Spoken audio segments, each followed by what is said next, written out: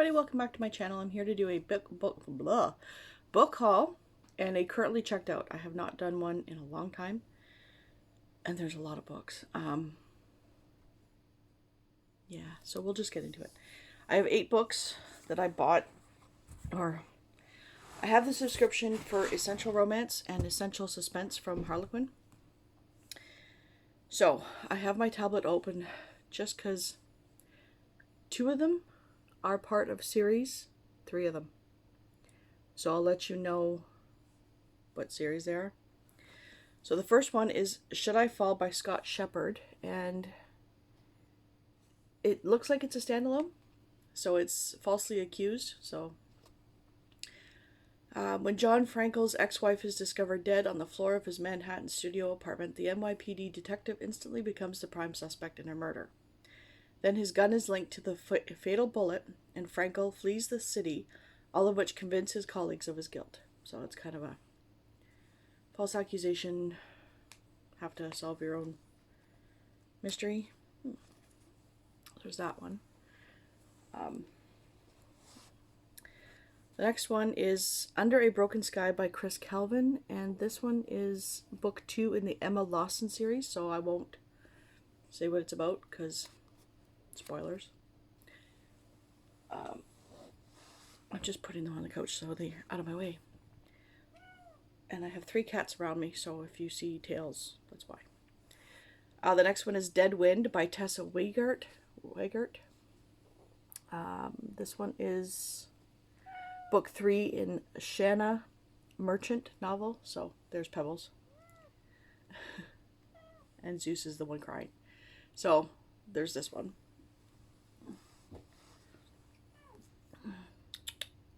And he's screaming at Razzle, so he always does. Come here. Come here. Come here. You guys have not seen Zeus in a long time because he usually is hiding. But he's gotten to be a very big cat. Yeah. There's Zeus. Yeah. And he loves his Pebbles, so. There we go. The last one for the suspense package was Dark Side of the River by B.J. Daniels, and this, I think, is a standalone. I'm not sure. But its grudges run deep between 2 branch families, and so do secrets. So, nice big fighting. And there's like a cast, so I don't know if this has been turned into a movie, show. But it looks like it. So there's no avoiding anyone in Powder River's small community, not even a bitter rival. For years, Cooper McKenna has been thrown together with Tilly Stafford, competing against her at summer rodeos. With all the bad blood between their families, he never imagined they'd be forced to work together. Then Tilly's younger sister is shot, and Cooper comes under suspicion. Okay, so the next 4 are from the Essential Romance.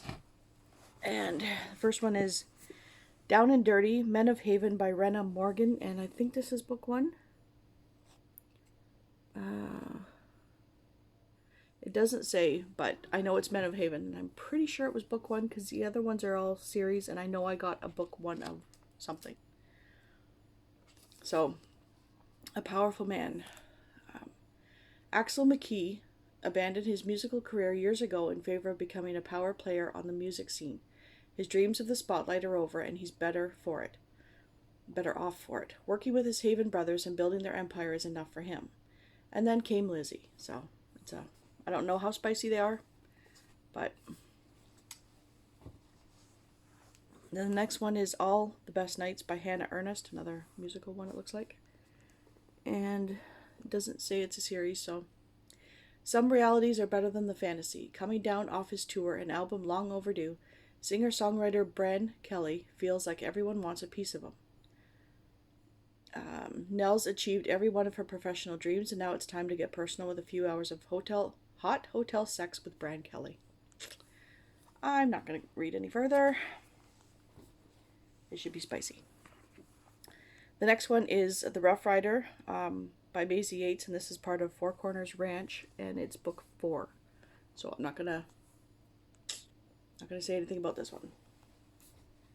And the last one for my book haul is Twilight at Wild Springs, Last Ride, Texas by Dolores Fawson. And because of that, I'm assuming it's a series, so I don't know. Let's see if I can bring it up.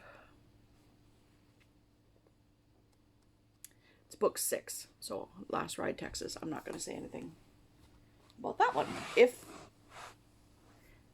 If some of those were series and I read them out loud and they're middles, sorry. Really sorry. Yeah. So the next ones are my currently checked out. And there's a lot.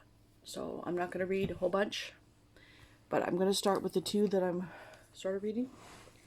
The first one is Sabrina Jeffries, A Hellion in Her Bed. I've talked about this before. It's about a grandmother who owns a brewery, and she tells all her grandkids that she wants she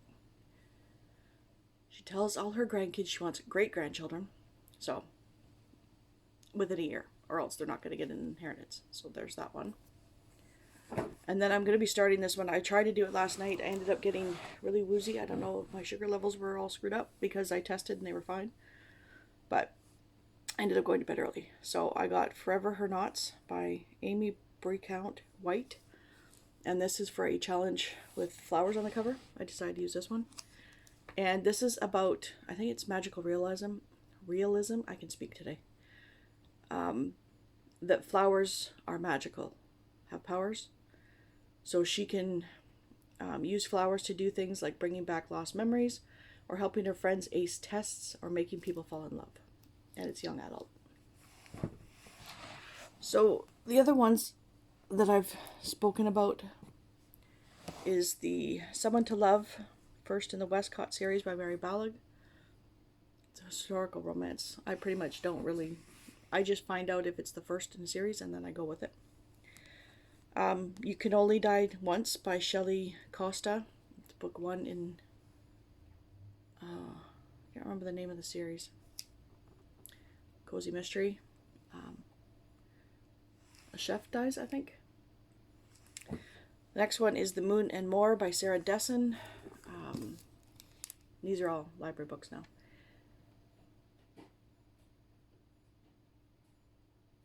Sorry, weird noises. I think the cat's doing something. Absentee Father. I think it's like a romance that goes wrong, or second chance or something. And the last one is Wings by April and Pike. I can't remember what this was about. Laurel's life is the very definition of normal until the morning when she wakes up to discover a flower blooming from her back. So. And then we have this stack.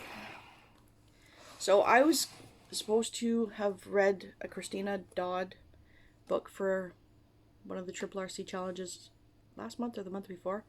And I picked this one up and I ended up reading a different one. But it's book 1 in the Scarlet Deception novel series. And it's, Secrets of Bellaterra. I don't know if it's romantic suspense. The 3 dynamic DeLuca brothers are tormented by their memories of the past. Brooding and sexy Rafe DeLuca has returned to his family's luxurious vineyard resort for one reason: to find out who attacked his beloved grandmother. So, then there is Secrets of a Wedding Night by Valerie Bowman. I think it's a book 1 in a series. I'm hoping so. How to Stop a Wedding. Young, widowed, and penniless Lily Andrews, the Countess of Merrill, has strong opinions on marriage. When she spots a certain engagement announcement in the Times, she decides to take action. She will not allow another hapless girl to fall prey to a man, particularly the scoundrel who broke her heart 5 years ago. So, second chance romance. And then my library was having, I'm pretty sure I got 2 of them. I think it was this one too. Indigenous Days. So Native American authors about Native Americans. I think it's pretty much the authors though. So I grabbed 2 of them. And it's The Absolutely True Diary of a Part-Time Indian by Sherman Alexie. I've heard some not so good. When it first came out, I've heard great things about it, and then I started hearing stuff about him. Not sure. But yeah, I think it's him trying to live in the white world when he's a part Indian. And if you don't know, I'm part Indian too, so go figure. And we don't say, in this area, we don't say Native American, we say Indian. And if they're from East Indian or India or Pakistan, we call them East Indians. That's just the way we differentiate in our city. So if you hear me say Indian, it's not derogatory, it's just cultural around here. So, yeah. Junior is a budding cartoonist growing up on the Spokane Indian Reservation. Born with a variety of medical problems, he is picked on by everyone but his best friend. Determined to receive a good education, Junior leaves the res to attend an all-white school in the neighboring farm town where the only other Indian is the school mascot. So, yeah. And then the other one was, it's Anishinaabe, Nowawan, Indigenous Voices, yeah. And I don't know how to say that one, but Anishinaabe is the, I wouldn't say nationality, but I can't translate it, sorry. But,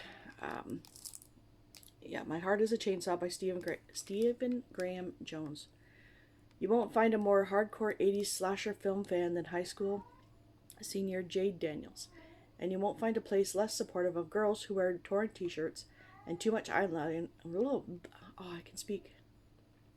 And too much eyeliner than Proof Rock, nestled 8,000 feet up a mountain in Idaho alongside Indian Lake, home to both Camp Blood, site of a massacre 50 years ago, and, as of the summer, Terra Nova, a second home celebrity Camelot being carved out of a national forest. Sorry, that was Zeus. He likes to run around and knock stuff over. So if you hear meowing, that's him. So the next one is Laurie Cass' Borrowed Crime. It's a bookmobile book. I don't know if it's 2 or 3.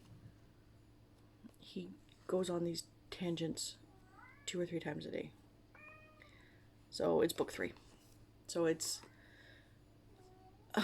a woman who's part of the library and has a bookmobile, and she drives to homes to drop off books, and she's got a cat that likes to help solve mysteries. The next one is Victoria Alexander's What Happens at Christmas. I don't know if I was going to use this as one for a challenge, but Camille, Lady Lightingham, requests the pleasure of your company at a festive house party as she endeavors to coax a marriage proposal from Prince Nikolai Prusinski of Greater Avalonia. The hostess's relatives will be in attendance, in this case, a troupe of actors hired to impersonate a proper English family in order to fool the prince. Should be good. The next one is A Winter Scandal, first in a series by Candace Camp. I don't know what the series is called. But it's historical, so I think. When plain and proper Thea Bainbridge stumbles upon a baby in the manger of her church's nativity, she is understandably shocked. Discovering a brooch bearing the insignia of Gabriel Lord Morecombe hidden among the child's clothing, she is certain the dissolute rake is to blame.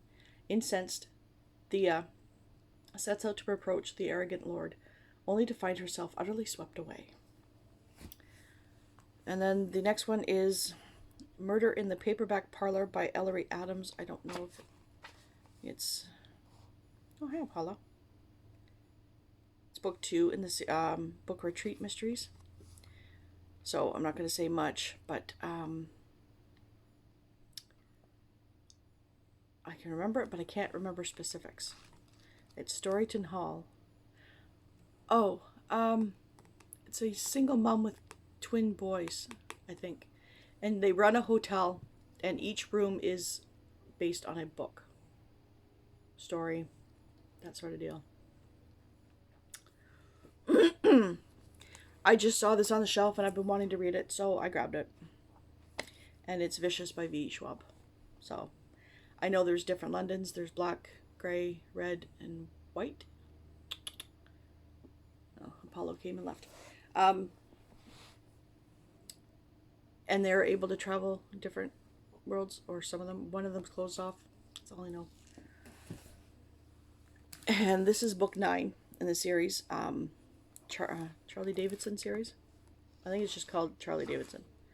But it's the Dirt on Ninth Grave by Dorinda Jones. These are hilarious. She is a bounty... No, not a bounty hunter. She is a... When people die and see the light, she's the light. And they pass through her. And her uncle is a investigator. So she helps him solve crimes, but she's also in love with a demon named Reyes. So it's hilarious. Her humor is awesome. And then there's Hard 8 by Janet Ivanovich. This is book 8, obviously, in the Stephanie Plum series. She's a bounty hunter. And things don't always go her way. Another hilarious series. This one, I'm plugging away through the books because I don't like not finishing. And they are good in a sense, but they're not. And I'll tell you why in a sec. It's Rita Mae Brown's and Sneaky Pie Brown's Mrs. Murphy series. This is 9 Lives to Die. I think this is like book 26 or something like that. However, the reason I'm saying this is because once, a little bit of a spoiler, this started out as a postmistress who would bring her 2 cats, her cat and her dog, to the post office where she worked. The neighbor butcher had a cat that she's pretty much adopted. Okay, so now she's got 2 cats and a dog. And when she was working as a postmistress, the books were great. They were funny. They were good. Once she stopped working at the post office, the books seemed to take on a lot of hatred and political standing on your soapbox kind of deal for the author. So they're starting a little bit to go off the soapbox, but it's almost like she took this as her personal platform to be political on issues of the day when she wrote them. So, yeah. And then Lisa C's Dreams of Joy. It's book 2 from Shanghai Girls. I think it's just a duology. But it's girls in Shanghai after World War II. And this is the daughter's perspective. I think she goes missing. Oh, big spoiler. No. She doesn't go missing. Or is it the sister?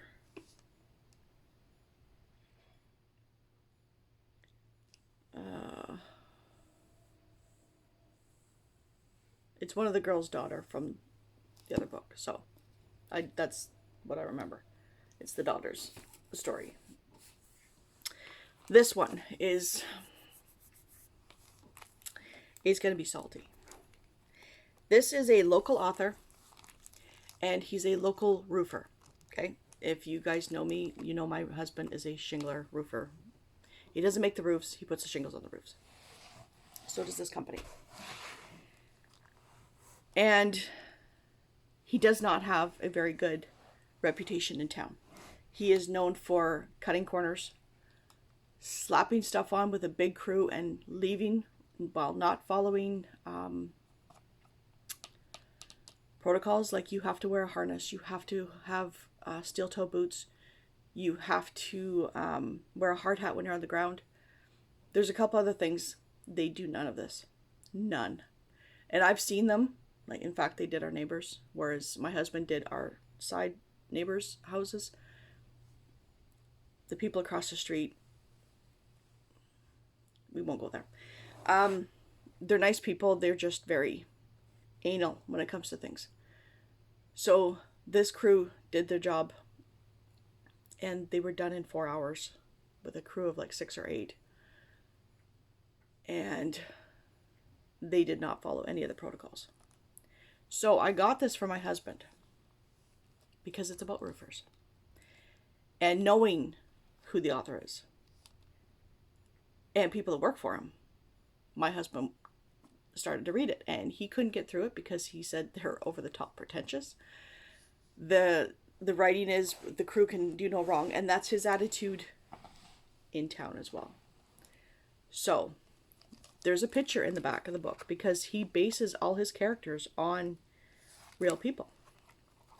And the man standing right there is a friend of ours. In fact, he used to work with my husband years ago. So yeah, it is called The Roofers by John Hurley. I'm not going to tell you the company's name because, but I got it for shits and giggles. And my husband was reading it and he's like, no, we're done. So I will read it and see what I think about it. But it is about a group of roofers who go down to Mexico to help out building down there after a storm or something. But the funny thing I thought was the editors couldn't even, there's a couple of spelling mistakes on the book covers and grammatical errors. So, and that's him. So yeah, I looked online on Goodreads. It says 5 ratings and they're all 1 stars. That should tell you something. But picking it up as not knowing any of this stuff, and these are the ratings that the people were giving were from out of town, like Canada, the United States, like not people that know him, I don't think. And they gave it all 1 star. No actual reviews, just 1 star. So for them to pick it up and give it a 1 star, not knowing his reputation in town, kind of tells you, I think, what kind of a book this is going to be. So I will leave my thoughts on that later. And then I took my mom to the library yesterday and picked up 5 books. And these are all for the A Million More Pages challenges. So I can't remember what the challenges are, but the first one is An Ember in the Ashes by Sabaa Tahir. It's book 1 in, I don't know what the series is called. I don't know if it, yeah, I'm not even going to guess what the series is called. But I think it's fantasy. Under the Martial Empire, defiance is met with death. Leia and her family do not challenge the Empire. They've seen what happens to those who do. So, yeah. Then I picked up Luckiest Girl Alive by Jessica Knoll. I've heard mixed about this one. And as a teenager at the prestigious Bradley School, Annie Fanelli endured a shocking public humiliation that left her desperate to reinvent herself. Now with a glamorous job, expensive wardrobe, and handsome blue blood fiancé, she's this close to living the perfect life she's worked so hard to achieve. But Annie has a secret. There's something buried in her past. Then The Darkest Minds by Alexander Bracken. God, this is heavy. Must be a thick paper. And I know it's book 1. And I can't remember. Oh.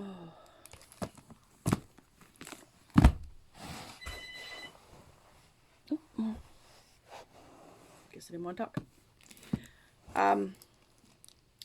When Ruby woke up on her 10th birthday, something about her had changed. Something frightening enough to make her parents lock her in the garage and call the police. Something that got her sent to Thurmond, a brutal government rehabilitation camp. She might have survived the mysterious disease that had killed most of America's children, but she and the others emerged with something far worse, frightening abilities that they could not control. Now 16, Ruby is one of the dangerous ones. So it kind of sounds like,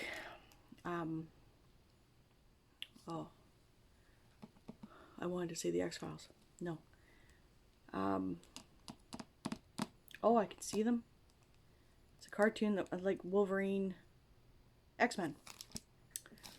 Sort of sounds like that. And then I've heard not too good things about this one. I've read other books by her. 1 book. and it was okay. But it's Book of Night by Holly Black, and it's her first adult fantasy, I think. Charlie Hall has never found a lock she couldn't pick, a book. Sorry, the tape's in the way. A book she couldn't steal, or a bad decision she wouldn't make. She spent half her life working for gloamists, magicians who manipulate shadows to peer into locked rooms, strangle people in their beds, or worse. Gloamists guard their secrets greedily, creating an underground economy of grimoires, and to rob their fellow magicians, they need Charlie Hall. So, and last but not least, Family of Liars by E. Lockhart, Book 2 in the We Were Liars series. So I'm not going to get into this, but it's a bunch of kids, privileged kids on an island, and things go wrong. It's a lot thicker than the first one, I think. So that is my book haul, and my currently checked out. And yes, I got my nails done yesterday. I already have the next 2 sets planned. So yeah, my daughter, little update, my daughter got her medication. She started it, and wow, what a difference. So hopefully she stays on it and she doesn't have nasty side effects. So that is everything for today. I know it was long, but I had a lot of books. So I will talk to you soon. Have a great day. Bye.